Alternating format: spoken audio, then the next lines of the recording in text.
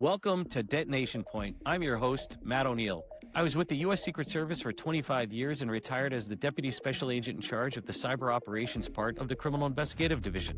In Detonation Point, I'm going inside the fight against cybercrime, hearing directly from defenders in government, infrastructure, and enterprise who are racing to stay ahead, because cybercrime isn't slowing down, and neither can we. Welcome to Detonation Point, presented by Elastio. Today, I'm joined by Perna from Warhorse Cyber. Warhorse is a cybersecurity firm built by former law enforcement and national security professionals, focused on helping organizations prepare for, respond to, and recover from real-world cyber incidents. Sierra and her team work closely with leadership teams and incident responders, translating complex cyber threats into practical decisions that actually matter. Today, we're talking about what cyber incidents really cost organizations, who's most at risk right now, and whether security can actually be made simpler instead of more complex. Sierra, thank you so much for joining us. Hi, Matt. I'm really glad to be here. I know that me and the team are both really excited for the opportunity. Yeah, no, thank you. And so for listeners who may be new to Warhorse Cyber, how do you describe your mission and what makes your approach different from other traditional cybersecurity firms?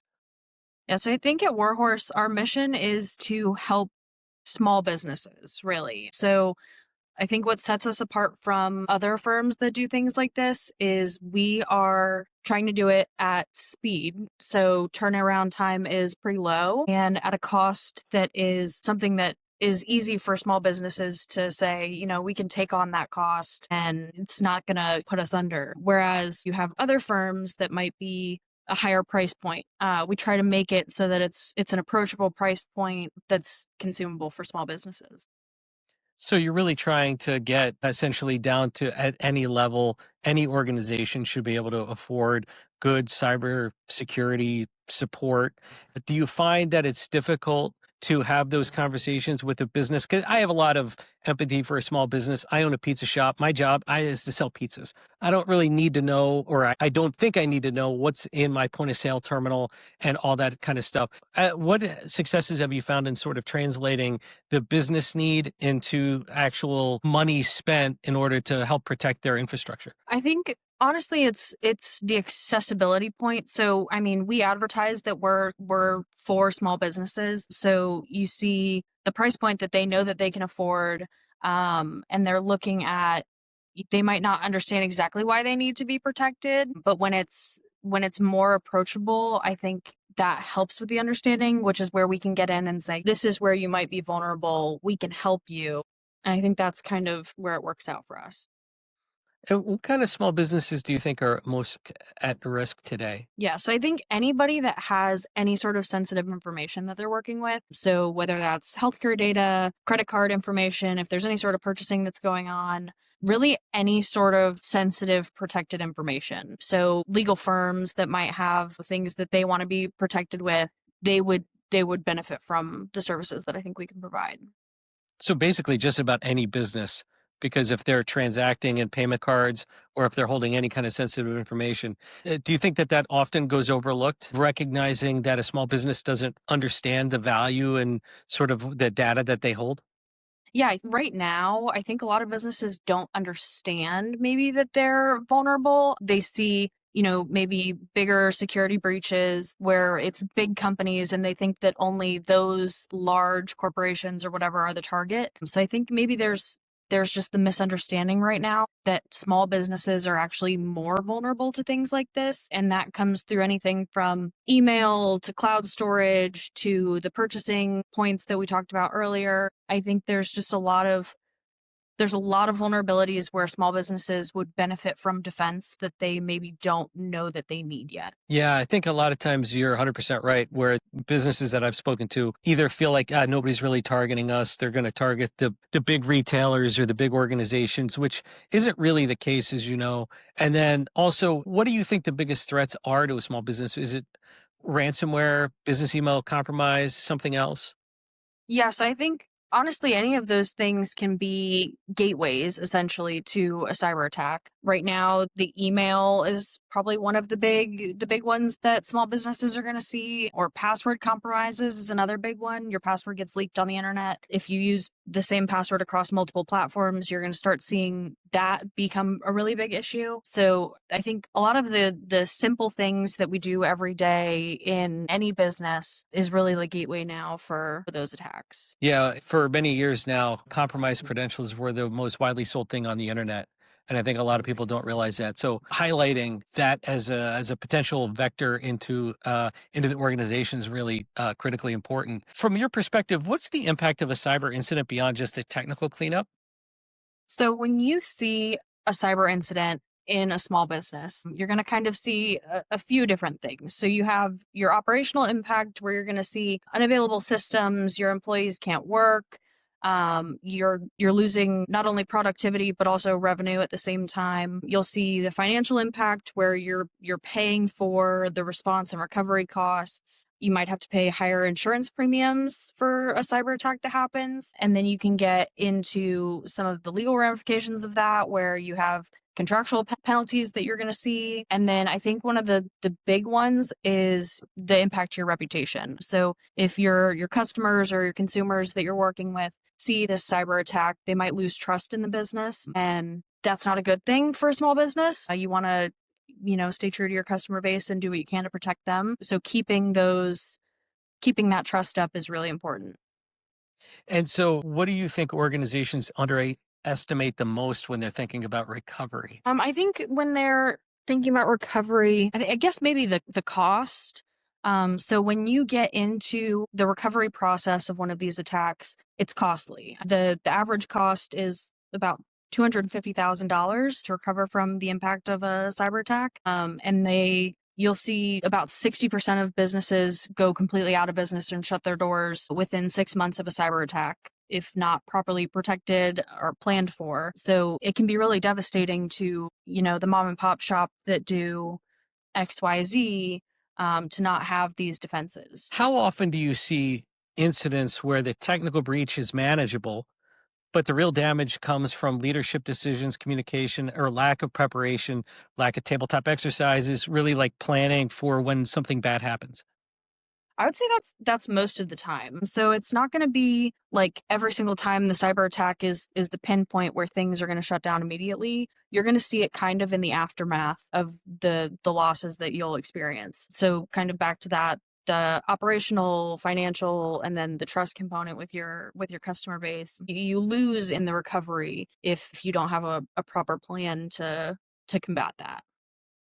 And what do you think the biggest mistake leaders make in the first 24 hours after discovering a breach? Have you seen any trends that people can learn from? I would say maybe communication. So having effective communication on, what happened and what the plan is moving forward is really important. And understanding that you need to communicate not only with your team that is dealing with whatever's happening, but also your customer base, your insurance company, kind of anybody that has a stake in your business or organization. So maintaining that communication and the understanding of what's going on and what can we do to deal with it and get better. And so one of the things that drew me to you guys is having conversations with a bunch of the founders is how technology can actually make security easier instead of more complicated. How do you think about automation and AI without losing human judgment? Yeah, so I think what makes us really cool is we have, AI enabled software that helps us do the job, right? But we have the added human layer to it where all of our outputs are going to be expert validated. So our team is going to look at everything that AI puts out and only draws from the sources that we give it. So it really helps us to do it at speed, turn out the products quickly, but make sure that we still have the people that know all of the things that they need to know to make sure that you're properly defended against in these events. So that's the human in the loop component of having the engagement, whereas the AI is more of the more for speed to get to the sort of like the root issues, and then the humans are there to sort of pick up the pieces. Do I understand that Yeah. correctly? Okay, Yeah. cool. So we have the AI, it does it, gives us the output at speed. It can do it in a second. And then we bring in our team after that to basically read over everything, validate that it is appropriate for the business. It meets all of the requirements that it needs to meet, all of the regulations. It kind of gives that big picture protection that businesses would want, but as quickly as we can do it.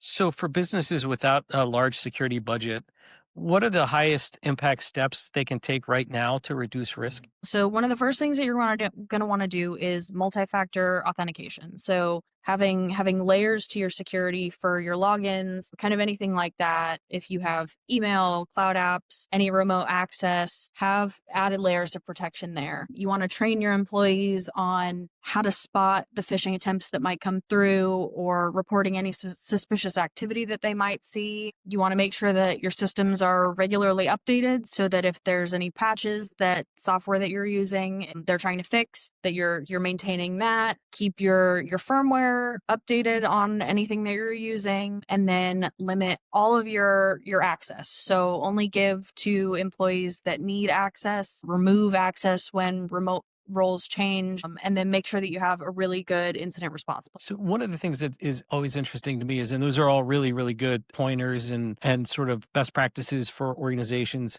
in order to protect themselves. And every year we go through like cybersecurity month, and there's a lot of focus on education, but yet data breaches continue to grow and we still continue to see large hacks and whatnot. What are we getting wrong in your view as it relates to education for small business or for businesses in general? I think one of the things that I've kind of noticed is, you make these mandatory security trainings, and I think sometimes people just click through them. So I think that maybe a solution to that is having more of a hands-on approach with how you're providing cyber training so that people see not only the fun graphics that you click through to understand, this is what phishing looks like, but have activities for people to see maybe like the impacts or a tabletop of what it is that could happen and play it out. Show the impacts of what happens after a cyber attack instead of just how it could happen. Show, tangible consequences of how these things are going to impact people or organizations if proper cybersecurity is not practiced. How much do you think culture plays into some organizations and their risk of getting compromised? 'Cause, I guess to follow up is I always wonder if, for example, you mentioned like the phishing emails and stuff like that, and some organizations take a more punitive approach to those who accidentally click on it and stuff like that. So, really interested in your take on how culture plays into the level of risk that an organization might take on in sort of like a simple way of mitigating risk. Yeah, I think culture can have an impact on how these phishing attacks may be perceived. But I think really all of it ties back to education and just making sure that you have that proper foundation for people to build off of. So making sure that they can not only identify maybe those attempts that they're seeing, but also can report them so that there's, you know, a a trail of how this is happening and maybe how to better approach how to deal with it. If your people don't understand what they're looking for or how they're impacted, the culture kind of goes out the window and doesn't matter. You really have to have that foundational understanding of why this is important to organizational security. So, looking ahead, what trends worry you the most over the next couple of years, and where do you see organizations making progress? I am hoping that the trends over the next couple of years will be in education. So seeing organizations understanding more of what they need and how they can attain that. So making like our solution something that's super accessible to small businesses at a price point that they can, stomach. Seeing that come out. You see AI coming into play quite a bit. So AI can be a force multiplier in the security space if used effectively. So I think that leveraging AI in a positive way is something that we're going to see more of. And yeah, hopefully with the new regulations and requirements that are coming out for cybersecurity, we'll see more businesses start to get more and more prepared so that they can defend themselves against attacks like this. How much does AI worry you because it's in the hands of bad actors? And do you think it lowers the barrier to entry for potential would-be cyber criminals? So I'm not an AI expert, admittedly, but I think that AI can be leveraged in a way that makes it effective. I can also see how on the other side of that, there are bad actors out there. So hopefully us being able to use it for good on our side as defense, we'll be able to kind of combat the bad actors that might use it on their side. Gotcha. So one of the things I like to try to do to sort of like bring home all the pieces, and let's see if this works, is more of like a lightning round of questions. Um, just kind of first thoughts. Are you ready? Mhm. All right. What is one cybersecurity control every small business should have but often doesn't? Multi-factor authentication. Is there one most overrated security tool? I think all security is good security. Yeah. So as much security as you can have. One of the things I always think of is the sometimes over reliance on, I don't want to name any organization, but basically oh, I'm using name this, so I'm secure, not recognizing it doesn't do anything to protect against 0 days or whatnot. Mhm. And so sometimes there's an overconfidence in my level of security because I'm paying $40 a month to some organization that claims to protect my sort of infrastructure, when in reality they're all kind of the same, right? Yeah. They're all pulling from the same sort of known vulnerabilities and that kind of stuff. So Yeah. that's, I've talked to a lot of organizations that say we don't need to do that. We have antivirus. Don't worry about it. We're good. We have antivirus.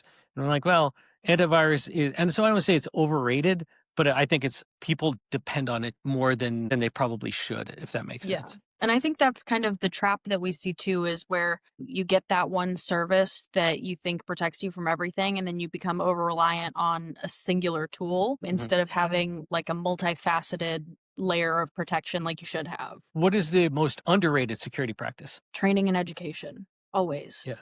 Can't have enough. Yeah, I agree. I always think, to just add to that, it's teaching the lowest level, the very first person, all the way, and sometimes equally important, to the C-suite, that this is a total team effort.